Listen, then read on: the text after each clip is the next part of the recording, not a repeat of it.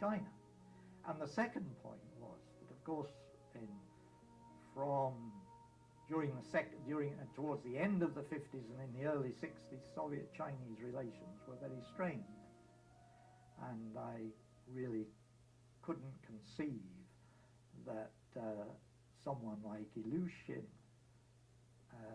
would be sent there. I find it difficult to understand. Obviously, the Soviets were caught in a no-win situation. Khrushchev could not simply cover up this failure with sheer propaganda. When Khrushchev came to power, he made our society much less closed. But before, everything was secret. Now, still many things remain secret which has no explanation. Because, for example, they told why we have to tell to all the world about our failures. It will not help us. All the failures were known only. Another commercial. The first look.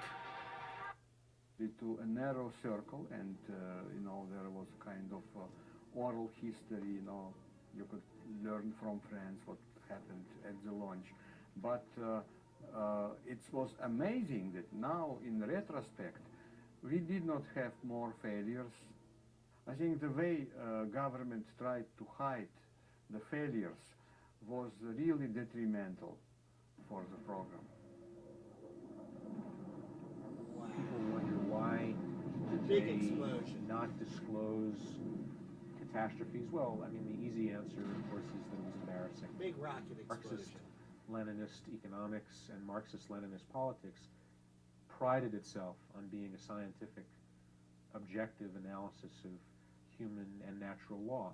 And if you are really good at your Marxist-Leninist theory, then nothing in the real world should be less than perfect. So it was a great embarrassment not only to disclose this fact externally, but to have to admit it internally in the halls of power.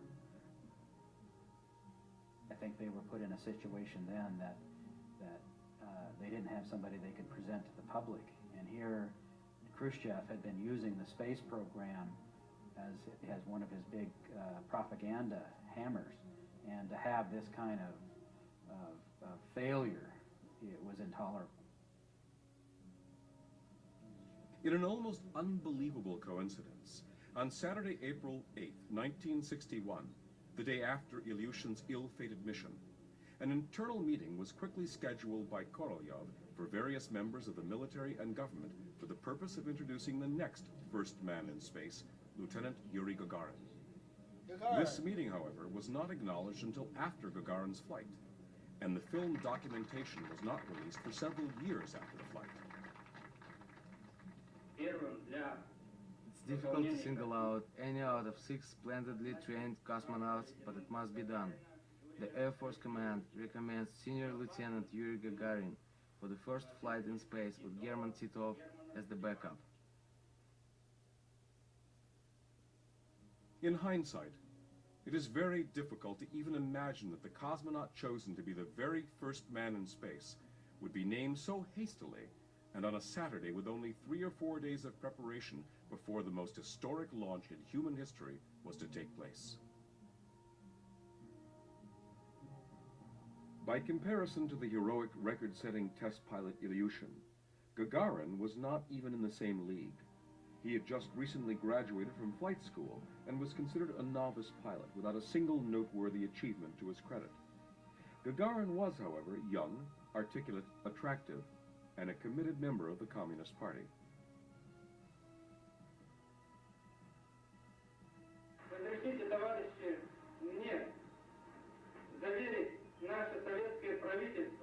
Allow me to assure the Soviet government, the Communist Party, and people that I will carry out with honor the task entrusted to me, and that I will be able to overcome all difficulties I may encounter, the way a good communist should. Should be the cosmonaut, not communist. 5 days after the Ilyushin flight, the successful Gagarin mission was reported in the Soviet media. It is noteworthy to point out that Khrushchev was in Moscow at the time of Ilyushin's flight, but was on vacation to a remote resort on the Black Sea at the time of Gagarin's launch. Khrushchev was caught totally by surprise when told about Gagarin's flight by phone, and he immediately returned to Moscow, then arranged a tremendous hero celebration with Gagarin. Some Soviet experts now believe that Khrushchev was so overwrought with Ilyushin's failure that he had to go on vacation, and that Korolyov took things into his own hands to launch Gagarin no matter what the consequences, without even bothering to tell Khrushchev in the event there might have been another failure. Yuri Gagarin was clearly a political piece that Khrushchev and the Soviet Union used to the maximum extent they could. After the flight, he was welcomed back in Moscow. He went on a tour of the world. He went to London and India, and he was a spokesman of the Soviet Union. He was the typical, being portrayed as the typical Soviet person, you know, young, aggressive, bright, courageous, you know, everything that they wanted to portray communism to be.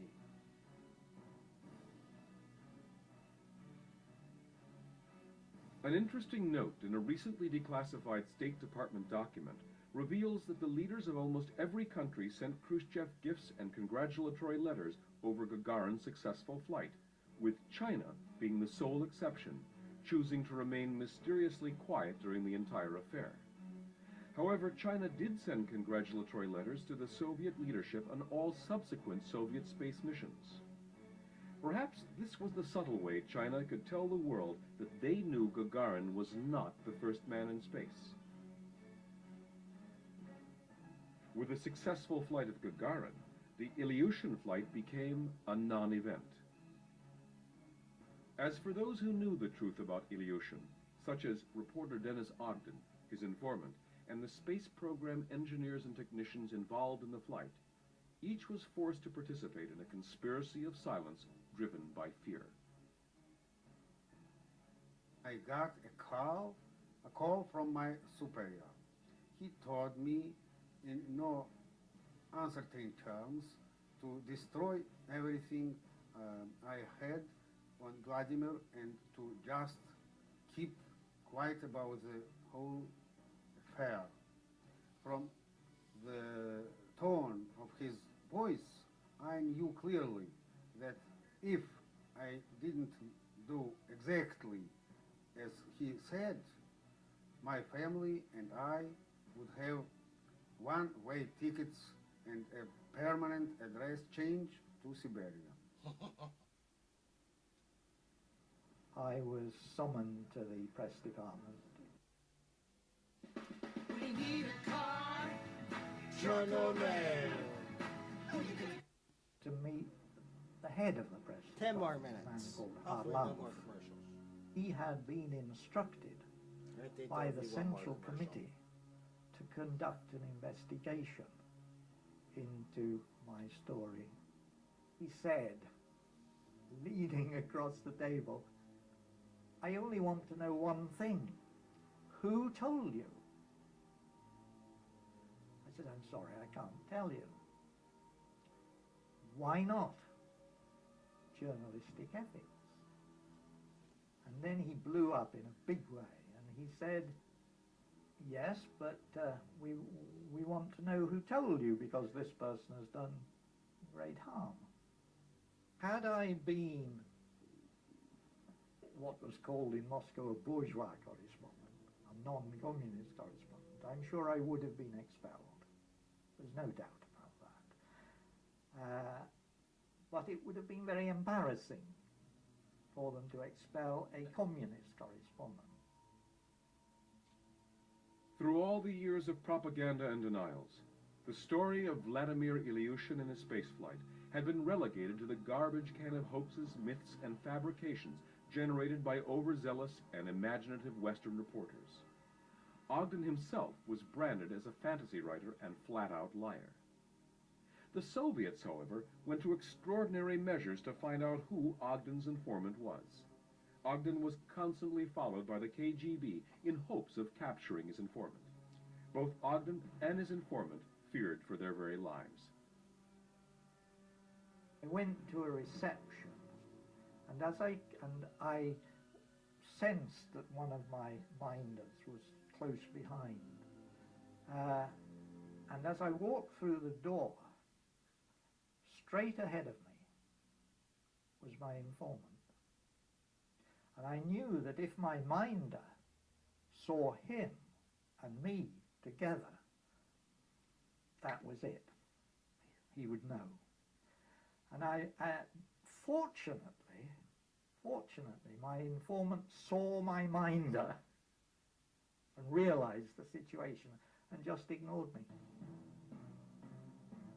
Since both China and the Soviet Union were hostile to the West, no press reports were ever made available on Ilyushin's stay in China, nor on any swap for his release. While it is still unclear as to what kind of deal was struck between the Soviet Union and China to get Ilyushin back, in either an exchange of spies or money or both, Ilyushin finally and quietly came home about a year after his flight, and shortly thereafter resumed working in his home for the Sukhoi Aircraft Company in